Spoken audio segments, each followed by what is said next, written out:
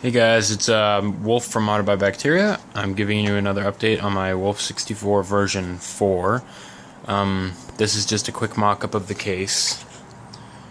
As you can see, that's where my start button will go, right next to the thingy. Just like B-A start R L Z, and that's a big GameCube analog stick. It comes off of this third-party controller.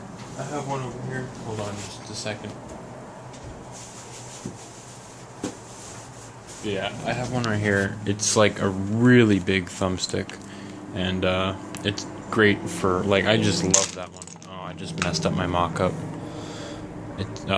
That's an expansion pack, by the way. It's actually third-party, and it's got like this area up here for a second chip. So, I mean, that's that, but it's obviously an expansion pack. Luckily for me, though,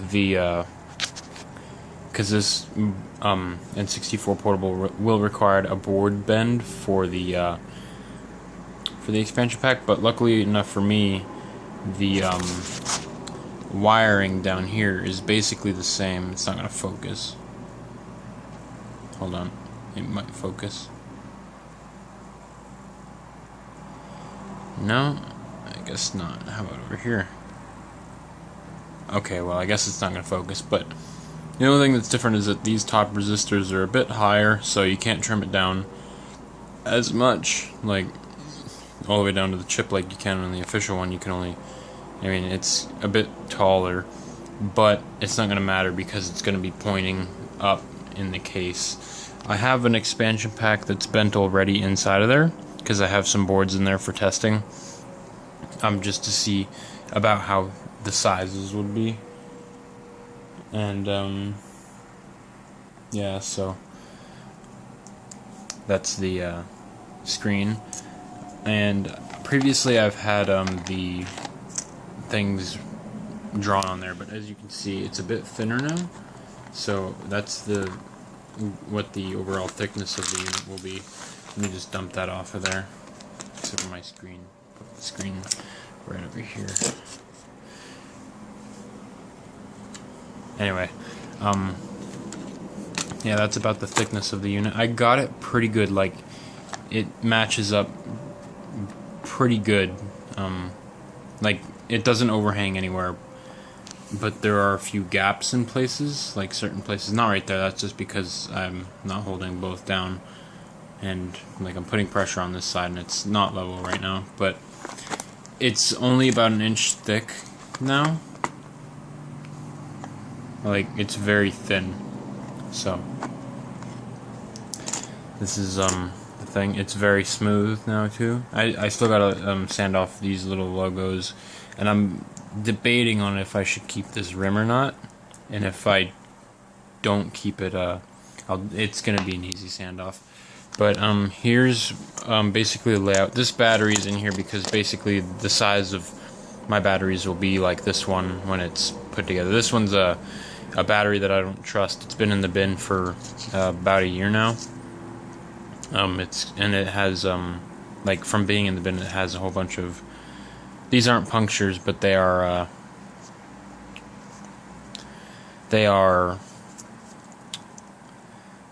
dents. So I'm just not gonna take the risk. It's a sizing battery, and that's all it is. So yeah, you got a speaker right in here because it's gonna have mono sound. Unfortunately, because I can't fit two in there, and well, I mean, I assume I can't fit two in there. I might be able to fit one in there, but I doubt it because that's where the C buttons go.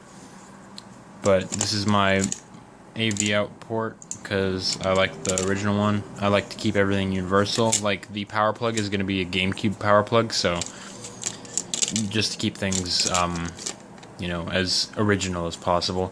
This is the screen driver board, so that's pointless. Or not pointless, it's very pointful. But obviously the EverDrive and this SD card slot is where that will be wiring to, so I don't have the heatsink on there right now, but I basically use a sheet of copper. And then my bent expansion pack, it just needs to be rewired up front a bit. because I pulled off a trace or something. I can't remember what I did with it, but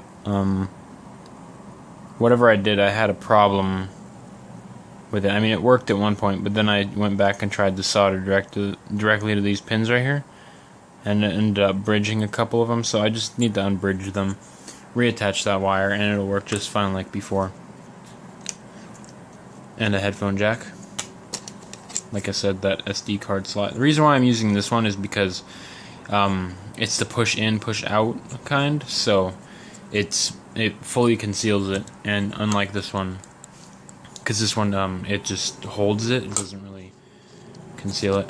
And this is the N64 board itself, not the one I'm using. This one's a dead one, and I've already salvaged some parts off of it.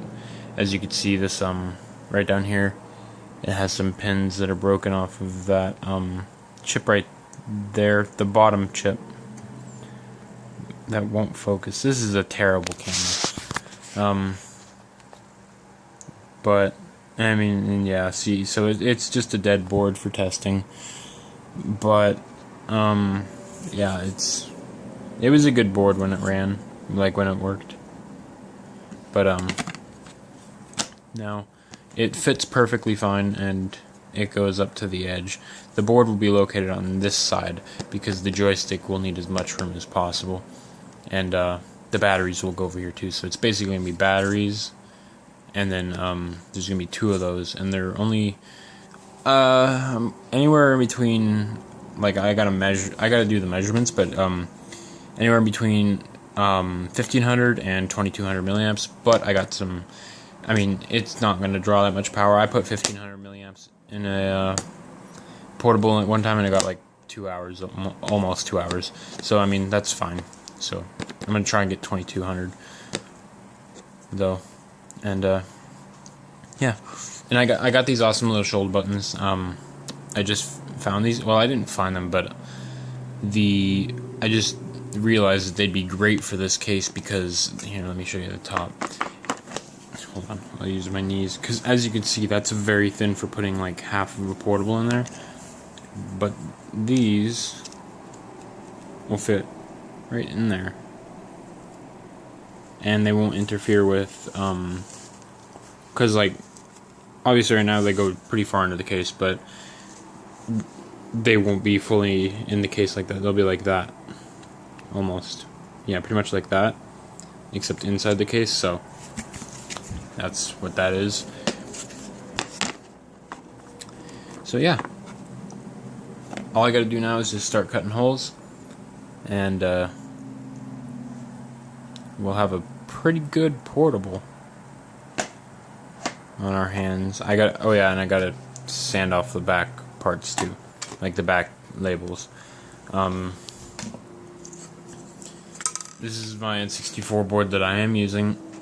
It's a Revision 5. Good job, this camera.